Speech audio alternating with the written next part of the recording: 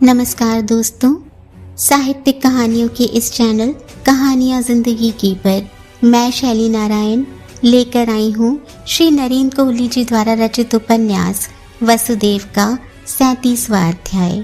आगे बढ़ने से पहले आप सबसे हमेशा की तरह अनुरोध है कि अगर चैनल पर पहली बार आए हों या अब तक ना किया हो तो चैनल को सब्सक्राइब करना बिल्कुल ना भूलें। आइए सुनते हैं। प्रद्योत खड़ा देखता रहा और कंस टहलता रहा। अंततः वह आकर प्रद्योत के सम्मुख रुक गया। तुम्हारे इस अंधक का मैं क्या करूं? प्रद्योत की समझ में नहीं आया कि वह क्या उत्तर दे, किंतु कुछ तो कहना ही था, अन्यथा कंस का क्रोध आकाश को छूने लगता। जो आपकी इच्छा हो महाराज। प्रद्योत क्षण भर के लिए रुका। यदि आप चाहें तो बंदी कर कारागार में भी डाल सकते हैं। नहीं, कंस चीत्कार कर उठा। पहले ही बहुत लोग बंदी हो चुके हैं। वसुदेव को मुक्त किया है तो अब अंधक को बंदी कर लूं। क्या चाहते हो तुम कि मैं अपने लिए सैकड़ों विरोधी और उत्पन्न कर लूं? प्रद्योत चुप रहा, किंतु कंस जैसे अपने आप से कहता चला गया। मंत्री होते हैं कि अपने राजा को मंत्रणा देकर उसे कठिनाइयों से मुक्त करते हैं, और एक मेरे मंत्री हैं कि अपनी मंत्रणाओं से कठिनाइयों के ढेर लगाते जाते हैं। इनकी मानो तो मथुरा में मेरे शत्रु ही शत्रु हों। ऐसी कोई बात नहीं है महाराज, प्रद्योत को कहना ही पड़ा। मैंने तो इसीलिए कहा कि कहीं आपको यह न लगे कि मैं अपने पितामह को बचाने का प्रयत्न कर रहा हूं। तुम्हारे पितामह हैं, इसीलिए तो तुमसे कहा है कि उन्हें संभाल कर रखो। कहीं मेरा खड्ग चल गया तो। जब महाराज राजा होकर उनको नियंत्रित नहीं कर सकते तो मैं तो उनका पौत्र हूं महाराज। प्रद्योत कुछ रुआंसा होकर बोला। वे किसी की सुनते हैं क्या? अब मैं आपको कैसे बताऊं कि अपने कुल वृद्धों को नियंत्रित करना कितना कठिन होता है।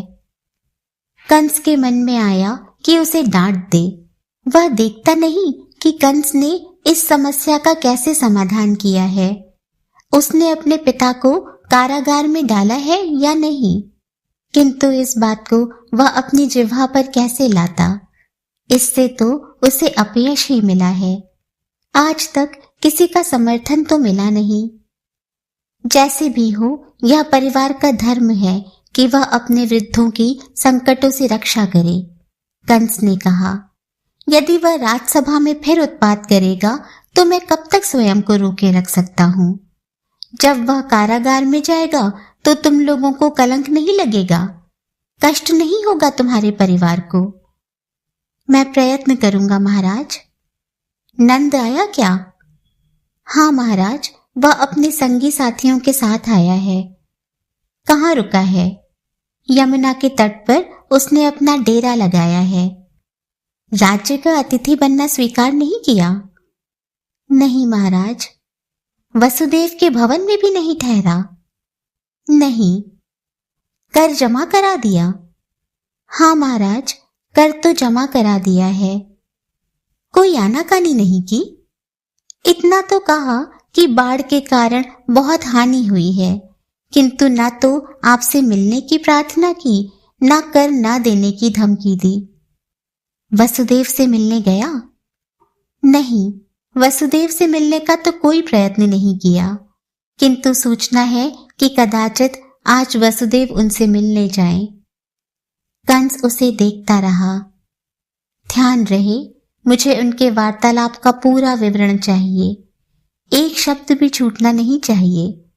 किसी प्रकार का प्रमाद न हो, नहीं तो इस बार मैं किसी को भी क्षमा नहीं करूंगा।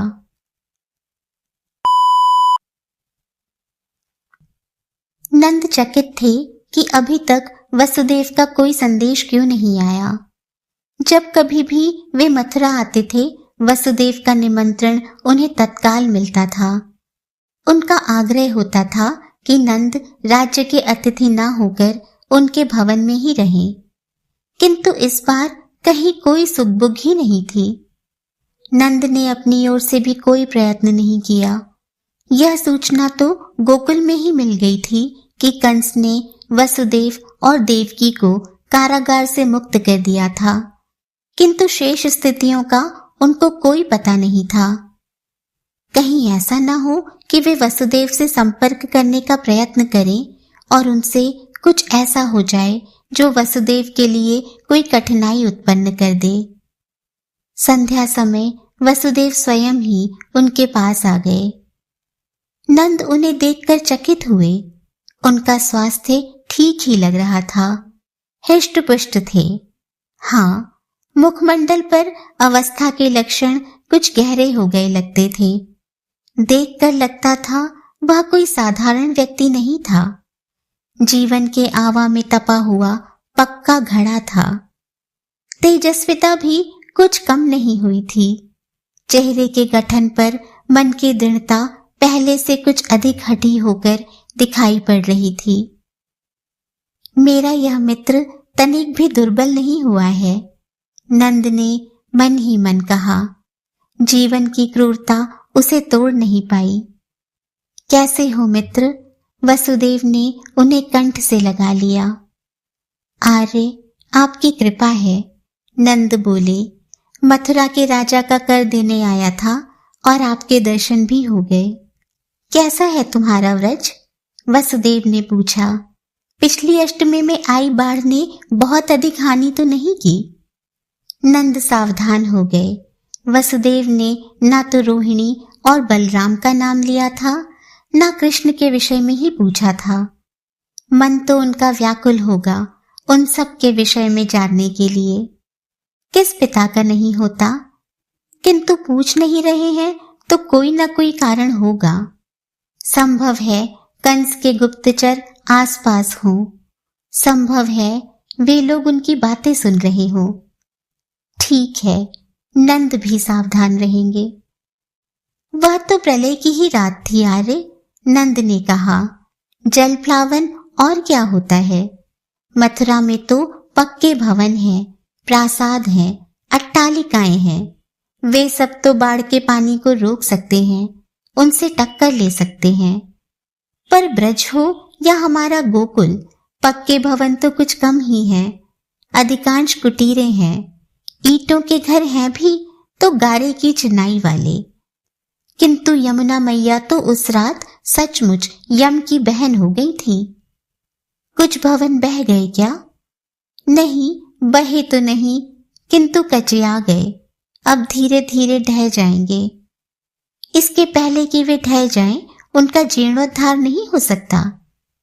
वही कर रहे हैं आर्य, नंद बोले। अधिक भय तो गोवंश का था, किंतु आपके पुण्य से उनकी अधिक हानि नहीं हुई। अब जब बाढ़ का पानी उतर रहा है, हम देख रहे हैं कि मैया हमारे लिए कितनी उपजाऊ मिट्टी छोड़कर गई हैं और कितने सांप बिच्छू पानी के साथ चले जाएं और उपजाऊ मिट्टी पीछे रह जाए तो हमारा तो भला ही होगा। हाँ, देखो, जल प्लावन में भी कोई ना कोई लाभ तो है ही, वसुदेव बोले। रोहिणी से कभी भेंट होती है या नहीं? भाभी कभी कभी अपने लल्ला के साथ आ जाती हैं। यशोदा से बहुत प्रेम है उनको। बलराम कैसा है? अच्छे हैं, मनमौजी जीव हैं।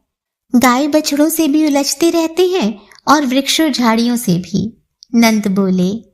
भाभी सोच रही थी कि हमारे साथ मथुरा आए और आपके दर्शन कर जाएं। किंतु आप जानते ही हैं कि पशुधन का ही कितना काम होता है और फिर चरवाहों तथा ग्वालों को संभालना क्या आसान है? गृहस्थी का भी झंझट होता है। फिर हमारे बलराम जी, वे रुके। महादेवी की 8वीं संतान तो कन्या थी ना? हाँ, वह बेचारी भी बची नहीं। क्या उसका भी वध कर दिया गया? वसुदेव समझ रहे थे। नंद उनसे ठीक ठीक सूचना लेना चाह रहे थे। नहीं, कंस की नहीं चली, कन्या ही उसे अंगूठा दिखा गई। मैं समझा नहीं। इसके पहले कि कंस उसका वध करता, वह स्वयं ही देह त्याग गई। ओह, ना त्यागती तो कंस उसका वध कर देता। जीना तो उसके भाग्य में था ही नहीं, वसुदेव ने कहा और उनकी आंखों में अश्रु आ गए। धैर्य धारण करे आर्य, नंद ने कहा, भाग्य के लिखे को कौन टाल सकता है। वसुदेव ने अपने अश्रु पोंछ लिए। मैंने सुना है कि ब्रज में आजकल बड़ा उत्पात हो रहा है। कोई विशेष तो नहीं। सुना है एक स्त्री तुम्हारे पुत्र को दूध पिलाने गई थी और तुम्हारे उस नन्हे से पुत्र ने उसे मार डाला। नंद जोर से हंसे। आप भी किन लोगों की बातों में आ गए। वह बच्चा जो अभी ढंग से करवट भी नहीं बदलता, वह किसी को क्या मारेगा। तो तुम्हारे पुत्र ने उसे नहीं मारा। वह कोई मक्खी तो थी नहीं यारे कि बच्चे ने करवट बदली और वह दबकर मर गई। तो पूतना कैसे मर गई, वसुदेव ने पूछा। जानते हो ना कि उसका नाम पूतना था और वह शिशुओं के वध के लिए ख्यात थी। अच्छा, वह पूतना थी, नंद बोले। कैसे मारती होगी शिशुओं को। मुझे तो लगता है वह स्वयं ही रोगिणी थी। अकस्मात ही उसकी हृदय गति बंद हो गई या फिर मस्तिष्क की कोई नस नाड़ी फट गई होगी। इतना बड़ा शरीर है, उसमें इतनी सारी प्रक्रियाएं चलती रहती हैं। किसी बहाने सांस रुक गई और वह परलोक सिधार गई। तो तुम पूतना को मारने का यश अपने पुत्र को नहीं देना चाहते। वसुदेव मुस्कुरा रहे थे। इसको कोई मारना कहते हैं। लल्ला तो बस दूध पी रहे थे, नंद बोले। हाँ, माखन रोटी खाकर कुछ बड़े हो ले, अखाड़े में कुछ स्वेद बहा ले, शस्त्र परिचालन सीख ले, फिर कोई शत्रु आए तो उसे ललकार कर सम्मुख युद्ध में मारे तो हम उसे मारना भी कहें। ठीक कहते हो भाई, वसुदेव हंसे। रोहिणी को कहना कि वह भी बलराम को दूध पिलाए, माखन रोटी खिलाए, पर साथ ही अखाड़े की मिट्टी से भी परिचय कराए, उसे क्षत्रिय बनाए। अधर्म से लड़ना है उसे। कह दूंगा, किंतु आर्य बलदाऊ को अखाड़े में तो मैं ही लेकर जाऊंगा ना। यह बलदाऊ कौन है। अरे बलराम भैया, नंद हंस पड़े। वह ऐसा है ना कि हम अपने कान्हा को सिखाते हैं कि बलराम तुम्हारे दाऊ हैं, तो हमें भी बलदाऊ कहने की ही बान पड़ गई है। सहसा वसुदेव का स्वर एकदम धीमा हो गया। यदि यहाँ तुम्हारा काम हो गया हो तो जल्दी ब्रज लौट जाओ नंद। कंस तुम्हें यहाँ अटकाए रखने का प्रयत्न करेगा और उसके लोग ब्रज में उत्पात करेंगे। वहां कोई सुरक्षित नहीं है, शीघ्र लौट जाओ। वे खांसने लगे। यह मेरे कंठ को क्या हो गया है कि स्वर ही नहीं फूट रहा। वे खांसते चले गए। अरे जल लाओ भाई, नंद ने अपने साथियों की ओर मुड़कर कहा। जल आया, वसुदेव ने पिया और वे सहज भाव से बातें करने लगे। मन तो मेरा भी होता है कि अपने गोधन को देखूं, उनकी सेवा करूं, वे बोले। पर देखो प्रभु की क्या इच्छा है। अब क्या है, नंद बोले। अब तो आपके प्रति महाराज कंस का रोष भी समाप्त हो गया है। उनसे अनुमति लेकर जाइए, बलराम को देखने का भी मन करता होगा। देखो, मैं गोकुल जाता हूं या बलराम मथुरा आता है। वसुदेव उठ खड़े हुए। नंद उन्हें विदा करने बाहर तक आए। कंस ने अपने गुप्तचर से सारा वृत्तांत सुना और बिना एक भी शब्द कहे उसे विदा कर दिया। तब उसके सामने वासना प्रस्तुत की गई। यह उसके गुप्तचर विभाग की नई उपलब्धि थी। मगध से आई थी। मथुरा में अभी उसे कोई भी नहीं जानता था। कंस ने उसकी पहली नियुक्ति वसुदेव के घर में दासी के रूप में की थी। तुम क्या सूचना लाई हो? महाराज, वह बाद में। कंस ने उसकी बात काट दी। पहले यह बताओ कि वसुदेव ने तुम्हें लुभाने का कोई प्रयत्न किया या नहीं? नहीं महाराज, वे मेरी ओर से पूर्णतः उदासीन हैं, वासना ने कहा। वे पूर्णतः साधु पुरुष हैं। तुमने अपना नाम वासना बताया, तू भी? वहां तो मैंने अपना नाम पूजा बताया है महाराज। वासना तो मैं आपकी हूं। जानता हूं, जिसे पटाना चाहिए उसे पटा नहीं पा रही और मेरे लिए वासना बनने के चक्कर में है। कंस बोला, बता क्या समाचार लाई है? नंद से मिलकर वसुदेव लौटे तो देवकी ने इतना ही पूछा, मिलाए अपने मित्र से? तो क्या बताया वसुदेव ने? कंस ने पूछा। कहा, हाँ मिलाया। कह रहा था बाढ़ के कारण वहां के भवन कचिया गए हैं। तो पक्का करवा दे। करवाएगा ही, उसके लिए उसे मेरे या तुम्हारे आदेश की आवश्यकता नहीं है। और? कंस ने पूछा। और कुछ भी नहीं।